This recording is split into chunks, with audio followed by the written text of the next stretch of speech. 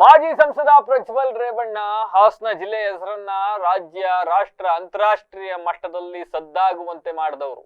ಒಳ್ಳೆ ಕೆಲಸದಿಂದ ಮಾಡಿದ್ರೆ ಇಷ್ಟೊತ್ತಿಗಾಗಲೇ 2ನೇ ಅವಧಿಗೆ ಕಿರಿಯ MP ಆಗ್ತಾ ಇದ್ರು. ಆದ್ರೆ ಮಾಡಿದ ಕೆಲಸಕ್ಕೆ ಇವತ್ತು ಪರಪ್ಪನ ಅಗ್ರಹಾರದಲ್ಲಿ ಮುದ್ದೆ ಮುರಿತಾ ಇದ್ದಾರೆ. ಸುಮಾರು 1.5 ವರ್ಷ ಆಗಿರಬಹುದು, ನಂತರ 2 ವರ್ಷ ಆಯ್ತಾ ಬಂತು ಅಂತ ಕೇಳ್ತೀನಿ.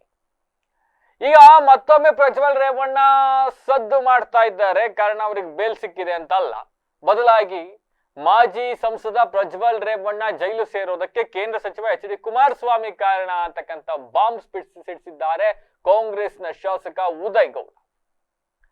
ಅಣ್ಣನ ಮಗನನ್ನೇ ಸಹಿಸಿಕೊಳ್ಳಲಿಲ್ಲ, ನಮ್ಮನ್ ಸಹಿಸ್ಕೊಳ್ತಾರ, ಇವ್ರ ಮಗ ಗೆದ್ದಿಲ್ಲ ಅಂತ ಷಡ್ಯಂತ್ರ ಮಾಡಿ ಅಣ್ಣನ ಮಗ ಪ್ರಜ್ವಲ್ನ ಜೈಲಿಗೆ ಕಳಿಸಿದ್ದಾರೆ.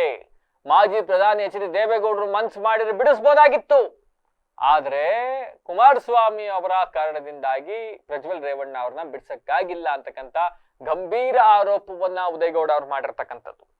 ಒಂದ್ ಕಡೆ ಪೆನ್ ಡ್ರೈವ್ ಹಂಚಿದ್ ಯಾರು ಅನ್ನೋದಕ್ಕೆ ಈಗಾಗಲೇ ಚಾರ್ಜ್ ಶೀಟ್ ಸಬ್ಮಿಟ್ ಆಗಿದೆ ಅಂತಕ್ಕಂಥ ಮಾಹಿತಿ ಒಂದ್ ಕಡೆ ಇದೆ. ಈ ಪೆನ್ ಡ್ರೈವ್ ಹಂಚಿದ್ದು ಯಾರು ಅನ್ನೋ ಪ್ರಕರಣದಲ್ಲಿ ಇಲ್ಲಿವರೆಗೂ ಕೂಡ JDS ನವರು ಯಾರ್ಯಾರನ್ನ ಆರೋಪಿಗಳು ಅಂತ ಕರೀತಾ ಇದ್ರು ಅವ್ರು ಯಾರ ಹೆಸರು ಕೂಡ ಅದ್ರಲ್ಲಿ ಇಲ್ಲ, ಕೈ ಬಿಡಲಾಗಿದೆ ಅಂತಕ್ಕಂಥ ಪ್ರಮುಖವಾದ ಮಾಹಿತಿ ಲಭ್ಯವಾಗ್ತಾ ಇದೆ. ಈ ಬೆನ್ನಲ್ಲೇ ಇದೀಗ ಕಾಂಗ್ರೆಸ್ನ ಶಾಸಕ ಉದಯಗೌಡ CD ಮಾಡಿ ಹಂಚಿದ್ದೇ ಕುಮಾರಸ್ವಾಮಿ ಅವರು ಅಂತಕ್ಕಂಥ ಆರೋಪವನ್ನ ಮಾಡಿರ್ತಕ್ಕಂಥದ್ದು.